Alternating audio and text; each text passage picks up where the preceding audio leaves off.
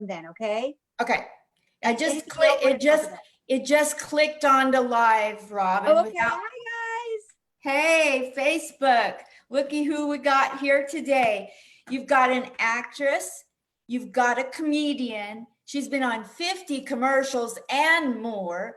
She's been on The Man on the Street, even though she's a woman, on the Wendy Williams show in New York City. She competed like mad at the Broadway Comedy Club just recently. She swept the place with her amazing humor. Oh, you mean Caroline's Comedy Club at the Comedy Madness. You can find her on a podcast called Hot Flash, doing it with Nancy Levine. And she's also on Instagram doing a brand new thing that came out today called Hot Flash the Podcast. Oh, no. On Instagram, it's new. We just started today, but it's called Insta with Robin, no PPE required. And my handle on Instagram is Lakin Robin, all small letters. Thank you. Perfect. All righty. Well, Robin, welcome to the show. I'm so happy you're here on Comics. I'm so excited even just to see your face. I'm so excited to see you. I'm so happy to see you too. In life, you guys were really good friends. She has picked me up so many times. She's amazing. I feel like I'm coming home. So where do you want to start? When did you start in comedy, Robin? I've never even asked you that. Yeah. Well, I was an actress for many, many years. From the time I was about 13, I started studying at the Lee Strasberg Children's Theater Institute. And I was acting for many, many, many years. I was in New York, I was in LA.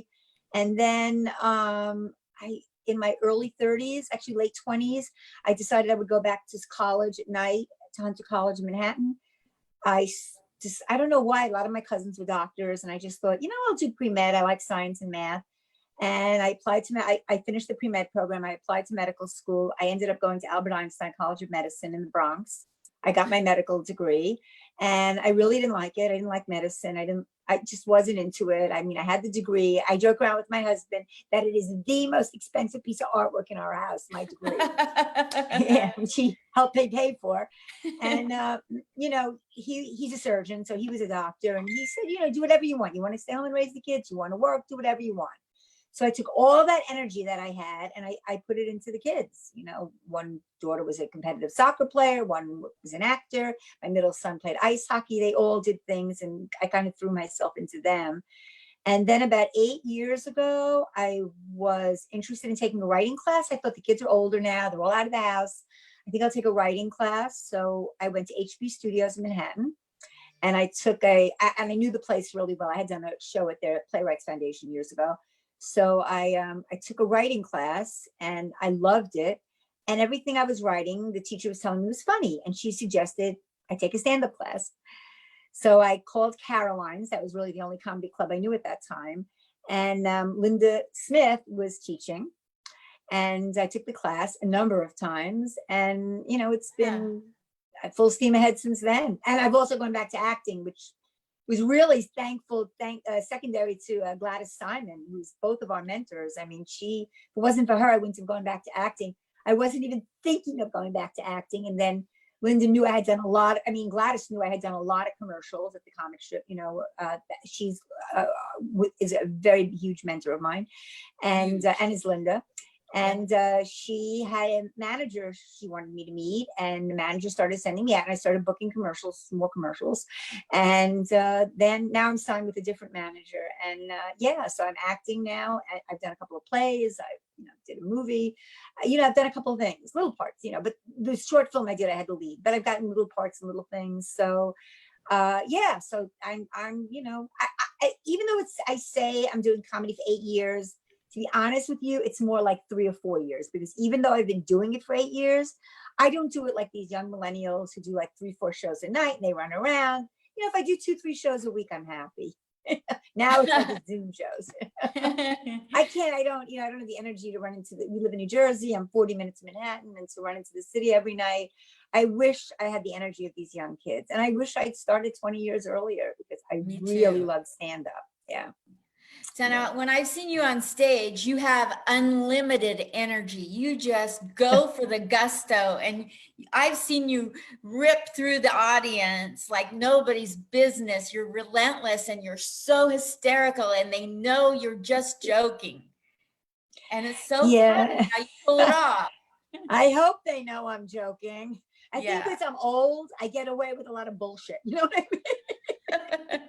I can really tell people off on stage, and they kind of, they put up with it. They think it's funny. They feel bad for me. It's like, why are you in the basement at 2 a.m? You're Shouldn't you be hysterical. home, like, watching reruns of Oprah?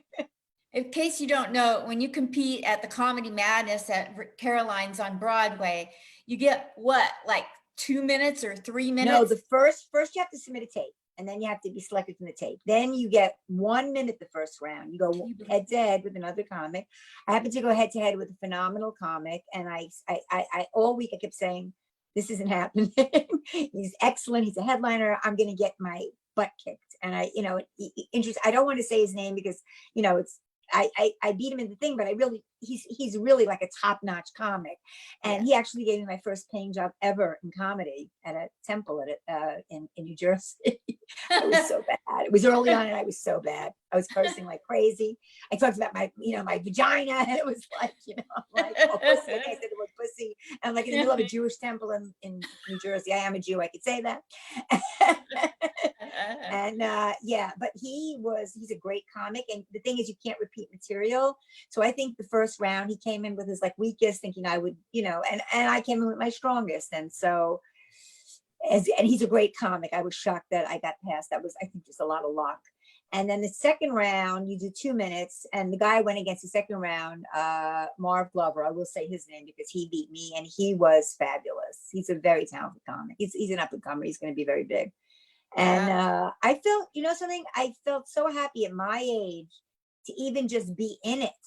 I'm telling you, the first line with that minute I had the first week, I said, hi. So I'm the token old white lady in this show. And then the second week I started by saying, I'm like the Democratic primary. This contest still has a white lady in it, a white old lady in it. Oh my God. I like to make fun of myself, why not? You have to. It's better to be self-deprecating than self-defecating. Oh, I love that. So in other words, I should hate myself, just not shit myself. As long as we know the difference between the two, we're not that old. Well, once I start defecating, I'll start wearing Depends on stage. Don't worry. Of all the things that you've done in your life, because you were even on the show Grease, the original Grease. No. I wasn't in Grease. No. I was a dancer in the movie Saturday Night Fever. It was like a glorified extra. It was a little above an extra. We got to dance for a couple of weeks on the show. I think it was 2 weeks I worked on it. And that was great, but there was a lot of stuff. I mean, I had a lot of missed opportunities where I tested for a lot of pilots when I was out in LA. I got close. Happy Days. You must be talking about Happy Days. Happy Days, I tested. They had me back a few times. I almost got it for the role of Fonzie's girlfriend. Roz Kelly ended up getting it. She was an LA-based actor. And the interesting part is one of the reasons they didn't cast me, because the casting agent, Barbara Clayman at the time, was really pushing to cast me. And I'm from Brooklyn originally. I went in really tough. And I'm, when I studied with Strasberg, I was like, I was a method toughie, I was like a method version of Fonzie. I was like, yeah, you're starting with me. I was so, and she loved it, the casting agent. And so they tested me. And the thing is that in the end, Barbara Clayman said to me, they didn't cast you. They didn't have you, come out to LA. I tested in New York, and then they flew like 3 people out to LA. I was not one of them chosen to go out to LA. And she said the reason was they watched the tape over and over again. And they said she was just too real. She would like scare the fans. That was what the criticism was. And I thought, wow, I wish you had told me that like 2 tests ago, because they keep testing you. So I had a lot of missed opportunities like that where I came very close to some very big things. And of the things that you got to do, what have you enjoyed the most on stage and in comedy? And on stage as an actor, the thing I most enjoyed was I did a road company of Neil Simon's I Ought to Be in Pictures years ago. I Wow. played the girl, the young girl, Libby, and Daniel Benzali played my father. He used to be on that TV series Murder One, and he was great. And it was such a pleasure and an honor to work with him. And John Bettenbender, who's since passed away, was the director. He was a pretty well-known director in the day. This is going back many, many years ago. And I love that because the girl was from Brooklyn, and it was so typical Neil Simon. And I auditioned for the Broadway show and didn't get it. Diana Manoff got it, who was Lee Grant's daughter. She ended up winning a Tony for it. I would have been happy just being her standby, but I didn't get cast. And then I kept getting called in for different touring companies of it, different stock versions. This was like a regional theater version, and I finally got cast, and I was very happy. I was very happy doing that show. Yeah, that show meant a lot to me. Commercials, the one that I made the most money on, just only how I can judge that. Because who the fuck cares about commercial? No, I care about them. My manager cares about them. I like the money. But years ago, AT&T, before it broke up, it was just AT&T at that time. I did a Reach Out and Touch commercial. They used to do that, reach out and touch someone. And the whole commercial was me running to look for a job interview. And I forgot the name of the man who paid my boss, Richard, very famous actor, done a ton of Broadway shows. I don't know if he's alive now, but he was older then. Anyway, he was in the original Death Trap, because a friend of mine was Victor Garber's understudy in that standby. So I knew all the people in Death Trap, and he played the older gentleman in Death Trap, and we ended up booking a commercial together. And that was great. That ran for like 4 years, not kidding. It was a national spot. No matter where I went in the country, they ran it. The checks just kept rolling in. They were rolling in. I didn't have to wait on tables anymore that year. Like, that was a good year, because I also had a Maxwell House National that ran that year too. And that was with Brian Carney, played my husband, Art Carney's son. What? That was, yeah, I was young. I was in my 20s, late 20s, I think, when I did that one. Yeah. So, or mid 20s, something like that. I had already come back from LA. I was in LA for a few years. So those were good. And I'm shooting a commercial June 1st, commercial/infomercial. What? So yeah, we all had to take COVID tests for it. We were supposed to shoot it 2 weeks ago, and the director was positive in his COVID test. So Wow. I know, I couldn't believe it. And he had no symptoms, nothing. So he had to self-isolate for 14 days. And we're shooting it at a small studio in Jersey. All the big studios are closed now. So it's a small studio in Jersey. I play on June 1st. I play a nursing home patient. And it's an infomercial.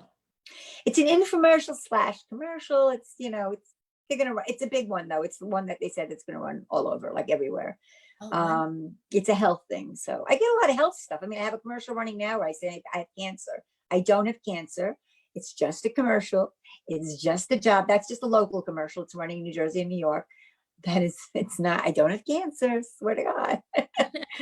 But yeah, and they're fun. I don't mean to belittle commercials, because believe me, I love doing them. I love the money. I love being on set. It's just great. I love the whole ambiance, barring being on a film set or a TV set, doing a commercial, you're on set. They treat you well. It's nice. Yeah. And, I wish I could do them every week. You like That's the not gonna acting happen. process, right? You like the taking on a role. I love it. I love it.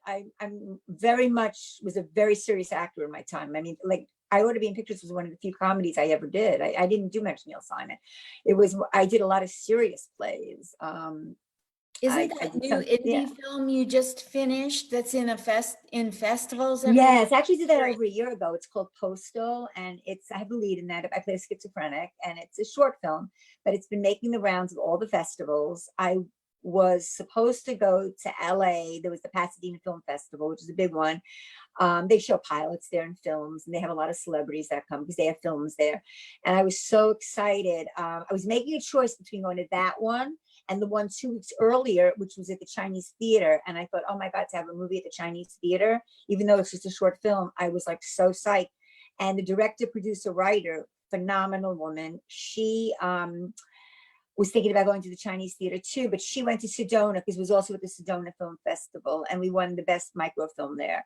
So she decided not to go to the Chinese Theater. And I said to Jeff, my husband was in LA, happened to be in LA that week with my son.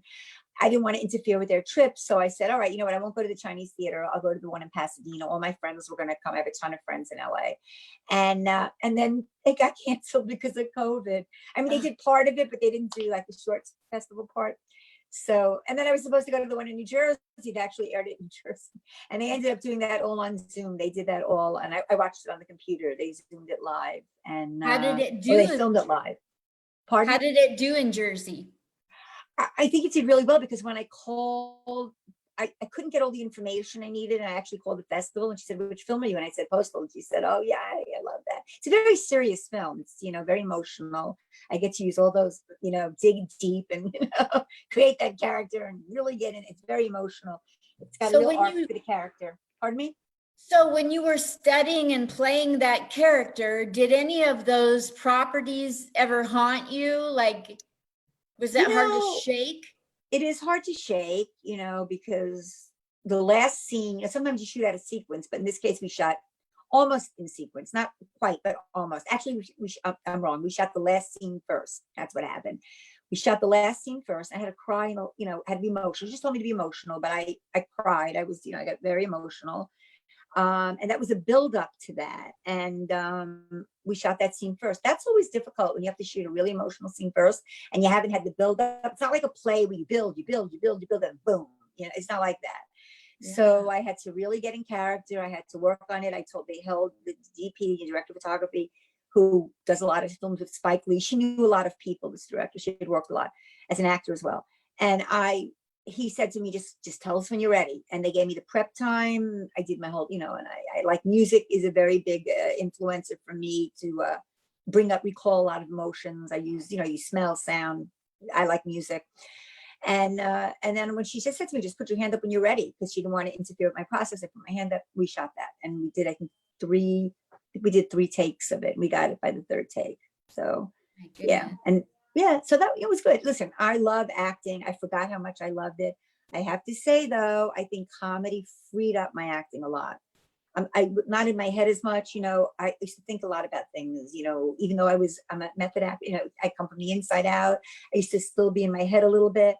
I think comedy really freed me up a lot. I think it's great for, actors to take comedy classes and learn how to do stand up. It just frees up your spirit. For me, it just opened me up. Wow. Yeah. So that's an interesting take, because I've always heard that comedy people should take improv. They should learn. Absolutely. And acting. You're saying the other way too. Yeah. I'm sorry. Go ahead, Linda. I'm so sorry. But you're saying also the other way around. Yes. And I also think, absolutely, I always tell young comics, I always say, oh my God, take an acting class, go to HB Studios, go to Meisner. I mean, well, he's not live anymore, but go to they have a studio, or go to, there's so many great acting programs in New York. I also studied with Michael Howard when he was alive. His studio still exists, but there's other teachers there. There's so many. Lee Strasberg's, John Strasberg, his son is, I don't know if he's still running it, but for many years he was running the studio after Lee died. Not the actor studio, I'm talking about now the classes where we took classes. I don't know what's going on there, and I haven't been there in years, but it's great for comics, because these young comics could end up auditioning for pilots, and they should be able to act. It's a huge plus. You can't, if that's your goal, if your goal is to just do comedy, which is a great goal as it stands, that's one thing. But look how Kevin Hart and all these people transition, Jerry Seinfeld, they transition into forms of acting, TV, movies. So it's a good thing to have. It's a good tool to have in your toolbox. By the way, your hair looks fabulous. Thank you. It. I played with your hair like that. What? I played with it a lot today. I'm telling you. My hair is like so like it's like really long, out of control, no nails. I mean, it's like, I would complain that he would give a shit, right? I'd like to switch over to the part of Robin Siegel Lakin, who is also the comedian. In your comedy life, what are some high points? Let me think. Oh, San Diego Comedy Festival. That was like 2 years ago.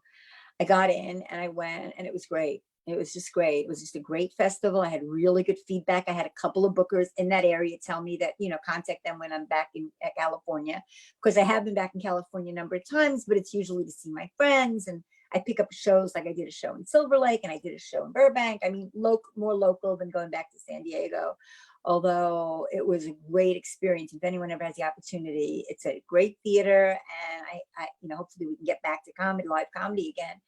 I loved it. I also love producing Hot Flesh at Broadway Comedy Club. You know, Al Martin gave us a big opportunity to produce a show. There, Nancy Levine and I produce a monthly show. It's not easy to fill the audience, but we're getting it. We started to get a following, and then COVID happened, so that was kind of rough. But I really enjoy producing, so that has been a kind of a big highlight. The Carolines show was a Broadway highlight. Comedy Club. I I love love Broadway Comedy Club. I love the people who work there. I mean, Dina Marie, you know, the Martin, the manager. I love her. I adore her. Eric Hansen's fabulous. Of course, Al. I mean, it's just, you know, Al Martin's a wonderful human being, and so is Dina, and so is Eric. And that's the only experience I've ever had with any of them, has been just great. And I think that makes the club very warm and open. It's very comic friendly. Not every show, things like that. And then, of course, finding Gladys Simon was a godsend. Yes. At the comic strip. Yes, that was a godsend. She's That's how not I only just a mentor to me, we're like, you know, we're very, very, very good friends. And I love her. I consider her a very close personal friend. And as you do too, I know. Yes. And I owe a lot to her. I really do. Her encouragement, her, you know, her honesty. She's brutally honest. And I love that about her. I don't trust women usually if they're playing games. If they're you're straight with me, Helene is straight with me, and my God, you and Gladys are like so straightforward. It's just like no holes barred. You're gonna hear exactly what they think.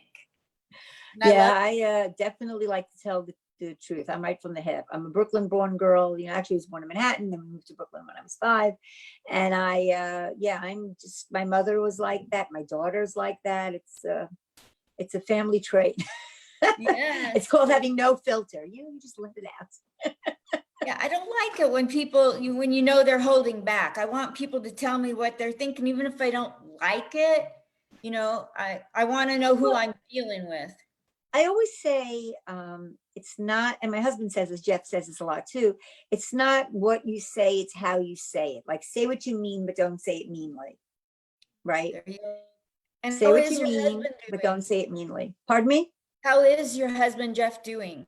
He's doing well, thank you. He's back to work. You know, he's a physician, so he has, you know, he's seeing patients. Yep, I know, right score. Yeah. And thank God one of us left the house.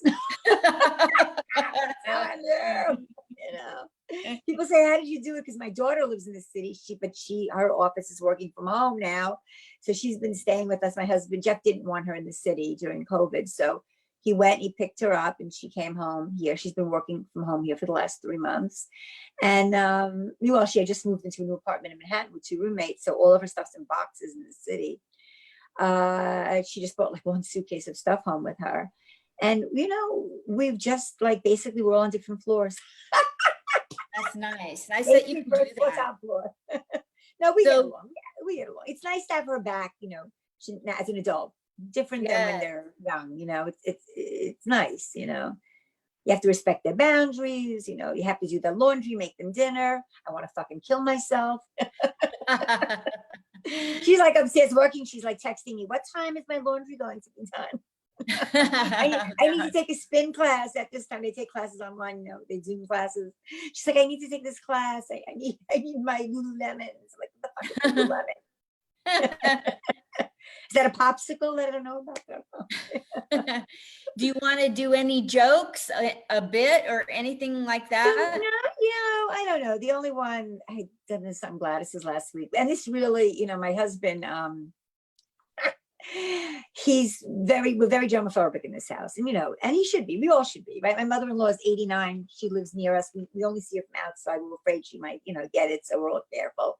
So he walked around spraying everybody with Lysol. The first, you know, early on COVID, and he was spraying the dog, my clothes, everywhere. Right? He sprayed it in my mouth, so I started coughing.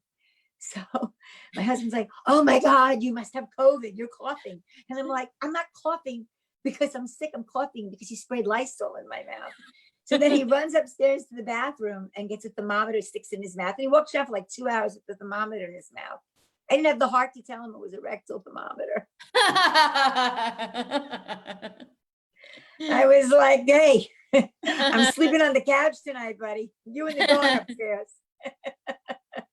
I know that here in Vegas, because I'm in Vegas now, they're Yes. talking about opening the casinos, but Wow. before you can go in, they have to take your temperature. And Right. I'm a little bit of, like I do the opposite of what people want me to do usually. So I'll let them take my temperature, but it has to be rectal. Linda, don't knock it till you tried it. Can you see them if I bend over and pull up my prom dress? Okay. It'll be the highlight of their day. Or night, I should say. One of them will do it, one of them will video it. It's perfect. That's it. That's it. What do you want to happen in your career, any of your facets of your career after the pandemic ends? I just want to do my comedy, produce my shows. I get gigs here and there out of town, all through word of mouth.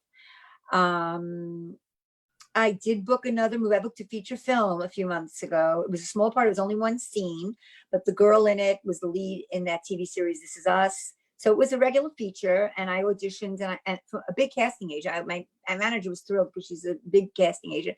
So I booked it, and then I signed all the SAG contracts. Everything was done. I've been SAG since 1973, but I've gone FICOR now, so I could do SAG and non-SAG work. But this was a SAG film, as was Postal. I signed all the contracts. Everything was done, and then my manager called me. She said, "I have terrible news for you. They recast the lead, so they had to recast your role." Oh. So the worst, she's a doll, my manager. I love her. So I totally get it. She said to me, she spoke with the casting agent, does a lot of, television pilots, films. And she said she really thought, she said very nice things about me, which I thoroughly and gratefully appreciate. And she said that she will have you back, for other auditions. Of course she hasn't now because of everything going on. But she said she's had this happen with other clients of hers, and they graciously bowed out, even though the contracts were signed, which I did. And she had them back for other things. So the only problem with that was for like weeks, I kept getting the call sheet on the emails because the assistant directors still had my name on the call sheet, and I had to keep calling them. I was recast. It was recast. I thought, oh, that was resolved. And then about a month ago, or no, maybe it had to be right before COVID got really bad. I was at the dentist, and I get an emergency text message with star, like, you've got to answer this right away. And it was from another assistant director on the film saying, we have to reshoot your scene. So I guess the girl they hired wasn't that good. They said, we have to reshoot your scene. Are you available Tuesday? Stat. And I called my manager. I said, I just got this. She said, no, they recast it. It's a mistake. So I texted the AD. I said, you guys got to get on the same page. This is like the 20th, time you contacted me. But I got a little bit of joy out of knowing they had to reshoot the scene. I said to myself, if they used me, it was like a psychological thriller. So wow. I played a lady who sees someone's trying to murder her in the bathroom. I don't know where I see my career going. I hope I get more films. I would love to get a pilot. I would love to do serious work. That's my dream, but it's hard because, we get to our age, a lot of the roles that are regular roles, pilots aren't, you're going to laugh when I say this, the pilots aren't as tough to get as actually being on this series. They shoot hundreds of pilots a season every year. And they look for cheap actors that are willing to work the scale. And then sometimes when the pilots are picked up, they'll either keep the cast or they'll recast with, one or two celebs or pseudo celebs. So I would love to do that, and do the comedy, and it's whatever happens. I just hope my best set isn't read at my funeral, if you know what I'm saying. I just want to do what I'm doing. I want to be with my family. I want to travel with my husband. We had a trip planned. We were going to leave. We were going out of the country in May. We were going to Israel. We had to cancel Israel and Poland. We had to cancel that. It was our yearly big. I had a big birthday this year, so that was my gift. And thank God we got a lot of money back. And now I can spend it on my daughter being home. Yes. And you have such a rich life. That's the thing I want you guys to know is that Robin she's so multifaceted. Acting and comedy and commercials and travel and a husband and children and and a mother-in-law close by and living in the suburbs and traveling and running errands. I mean, and a dog. Oh my God, this lady does it all. You make it sound like I want to be me. Like, I want to be this person you're describing, because you're not getting the neurotic, crazy person on here right now. I'm like containing it, I'm like holding it back. This is my third thing I did today. We did the podcast, then I did my Insta show, and then this. So I'm like kind of like already like a little tired. I mean, my energy is off the roof, I mean, I got to calm myself down. Yeah, So I try to make what? In closing, I just want to make sure that everybody knows that your podcast that you do with Nancy Levine is called My The Brain Hot Flash. The Hot Flash. Hot Flash. You can see it on iTunes. It's free. You can subscribe for free right now. We're not charging. It's on iTunes, Spotify, iHeartRadio, and if you go to YouTube, we have our own channel. It's called Hot Flash, the podcast. That's what it is. Okay. Yeah. And so you also are interviewing people on your Instagram. How frequently? Yes. Well, I'm sort of like, I did my first one today, and then next week I have 3. So I'm just like kind of doing it when I can. And, and I want to get the hang of it. I mean, you're a terrific interviewer, Linda. I have to say, hats off to you. I've watched so many of your Zoom shows, and you're a wonderful interview. You're calm. You get to the point. I love it. I want to be you. Thank you so much. You are I want to be you. So watch her interview people on her Instagram, which is Lakin Robin. So last name, first name, Lakin Robin, ROBIN. And I'm on Gladys's show tomorrow night. Are you on Gladys's show tomorrow? I'm not on her show tomorrow night. So that's tomorrow night at the Comic Strip Live show, 8:00 Eastern, 5 on the West Coast. Comic Strip Live, Gladys Simon. What's Gladys Simon's show with Jean Kim and Gaye Lirot, the 2 hosts, and they do a weekly show at 8:00 on Zoom. It's a lot of fun. Last week they had like 60 something people watching, and after all the comics are done, Linda's been on the show. After all the comics are done, like I just watched last week, and after all the comics are done, Gladys talks to everybody about life, about comedy, about what's good or bad, and it's almost like a therapy session. She's such a great coach, and she pulls everybody together. When you're a Gladys Simon person, that's why Robin and I have such a close connection, because of what Gladys Simon creates. Yes, she had a great room, and I just I'm hoping that all these clubs come back. It'd be a sad day to lose these comedy clubs, these great clubs that have been around forever. It would be a sad day in New York. So just tell me quickly before we sign off, how's Vegas? Are you loving it? I'm going to interview you next week, but I want to just, how's Vegas? I love Vegas so much. The people here have wrapped their arms around me. People in New York love me, but I can't afford to live in New York. Yeah, New York is tough. Well, I just heard on the news yesterday, 74% of new leases in New York are not being signed. People are leaving the city.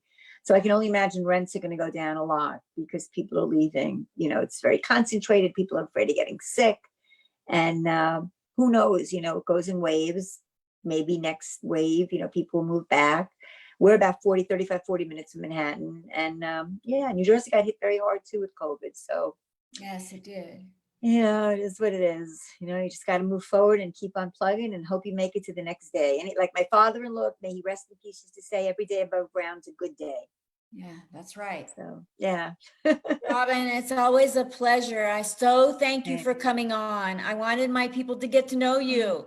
Oh my God. Thank you so much for having me, and continued success. Linda's been interviewing so many way higher level comics than me, just great comics, producers, bookers. I mean, she's just fabulous. I wish you only the greatest success that you deserve, my friend. Thank you. Same to you, Robin, my friend. I love you. I love you too. Already. Bye. Have a great next show. Thank you. Bye. Love you. Love you. Love you.